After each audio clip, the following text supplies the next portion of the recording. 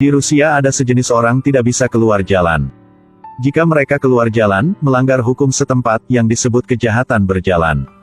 Pria ini baru saja pergi ke jalan ketika dia dihentikan oleh polisi setempat. Satu orang polisi memeriksa tas pria ini. Lalu tanya pada ada sembunyi apa di bagian dada. Pria itu melirik polisi, lalu melepas bajunya. Mengungkapkan senjatanya, yaitu pisau tentara Nepal. Polisi melihat itu langsung menjadi tegang. Langsung keluarkan senjata dengan sikap siap. Setelah pria itu menyerahkan pisaunya, polisi segera memborgolnya. Lalu lihat sekeliling tidak ada siapa-siapa. Segera mengeluarkan kerucut dan memukul pria itu. Tidak menyangka, pria ini bukan orang biasa. Dia dengan tenang menghindari serangan polisi. Polisi melihat itu sangat marah. Seorang polisi mengeluarkan pistol dan mengarahkannya ke dia. Pria ini baru mau dibawa pergi ke kantor polisi. Tapi sebelum dia naik ke mobil polisi masih memukul dia dengan tongkat.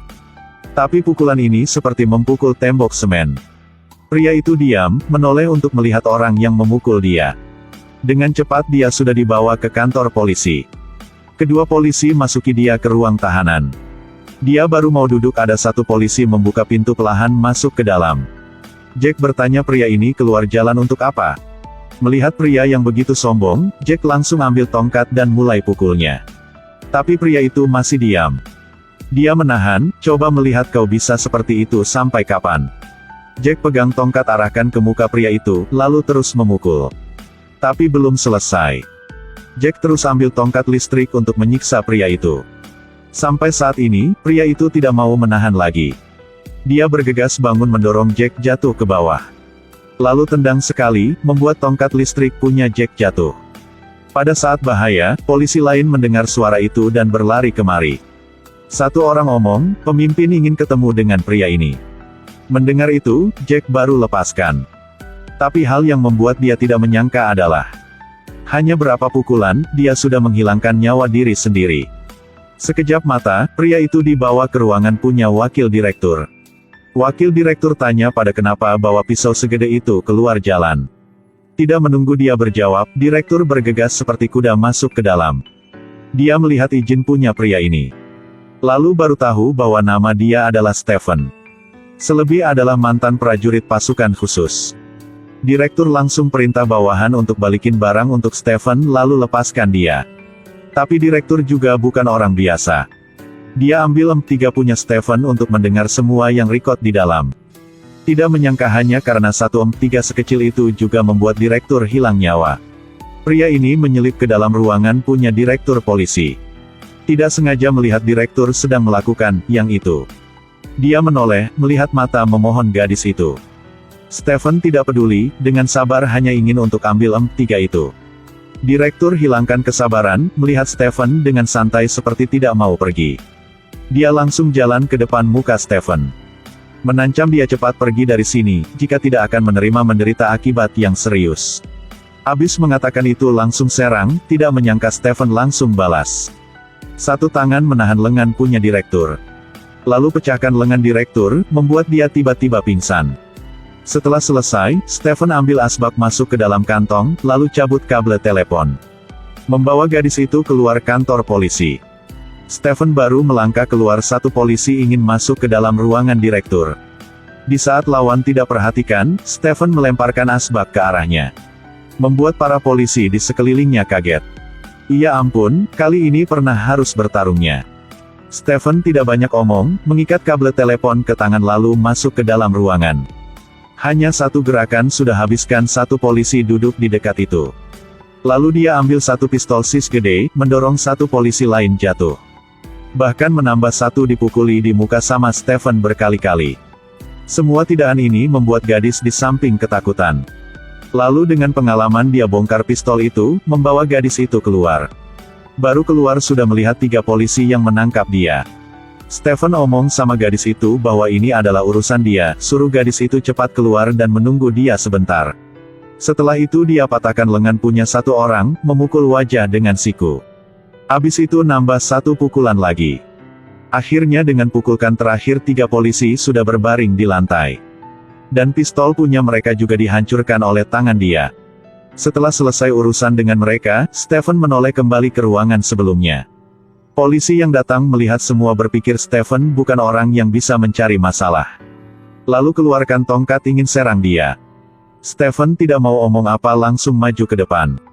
Sungguh sangat ganteng. Setelah muter berapa kali, langsung menendang polisi. Setelah selesai, Stephen langsung tarik gadis itu keluar. Tapi baru membuka pintu, berdua bertemu dengan wakil direktur. Melihat mukanya, Stephen juga tidak mau peduli. Langsung pukul, membuat orang itu patah tulang leher.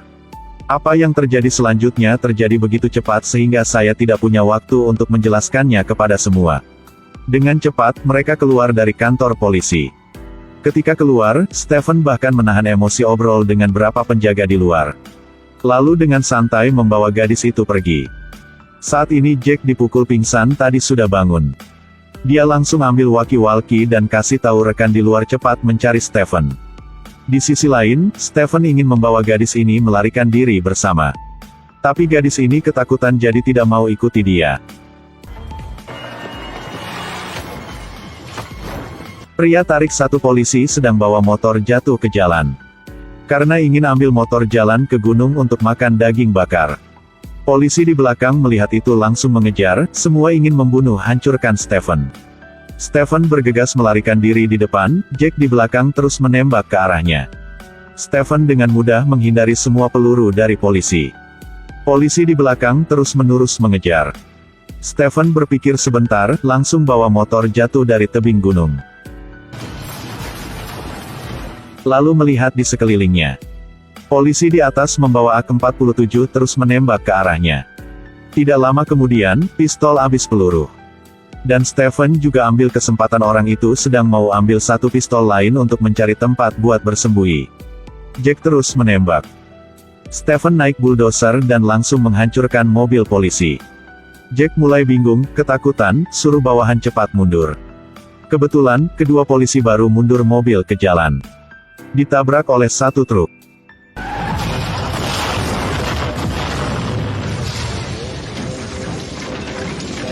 Dengan sekejap mata, Stephen sudah naik ke atas gunung, dan datang ke satu rumah terlantar. Di sini dia menemukan korek yang belum dipakai, lalu ada berapa kaleng isi paku. Pada saat ini, dia tidak lupa menggunakan cermin, lihat wajahnya. Lalu dia ambil tali dan beberapa paku. Dia menggunakan tali untuk mengikat paku ke tongkat kayu, membuat tombak sederhana. Lalu menggunakan tongkat itu tandai rute yang dia ambil sebelumnya. Selanjutnya dia memilih berapa pohon yang bagus. Menggunakan pisau untuk membuat jebakan. Dengan cepat dia menemukan satu rumah punya penjaga hutan. Stephen menyelip ke dalam. Di sini dia dengan hati-hati kumpulkan bahan yang bisa dipakai. Yang penting di sini dia menemukan satu ruangan di bawah tanah. Dan ruangan ini akan selamatkan nyawa dia nanti. Hari mulai gelap. Stephen duduk di tanah mendengar MP3, dengan nyantai menunggu Musa datang. Kebetulan di saat itu, sejumlah polisi yang tak terhitung sudah mengejar sampai di kaki gunung. Ketika mereka melihat adegan mobil terbakar di depan. Mereka baru rasain jika mereka sudah mencari masalah sama orang yang sangat menakutkan. Tapi di saat ini mereka sudah seperti air dan api. Perang ini tidak bisa dihindari. Akibatnya satu sisi akan hilang. Berpikir ke sini, direktur polisi mulai rencana untuk beraksi. Sampai malam Stephen sedang duduk di dekat api, gunakan cincin besi sebagai perangkap hewan. Tidak menyangka ada dua polisi sedang diam-diam datang ke tempat dia. Part 1 punya film berakhir di sini. Silahkan like dan follow untuk mendapatkan part 2. Terima kasih dan sampai jumpa.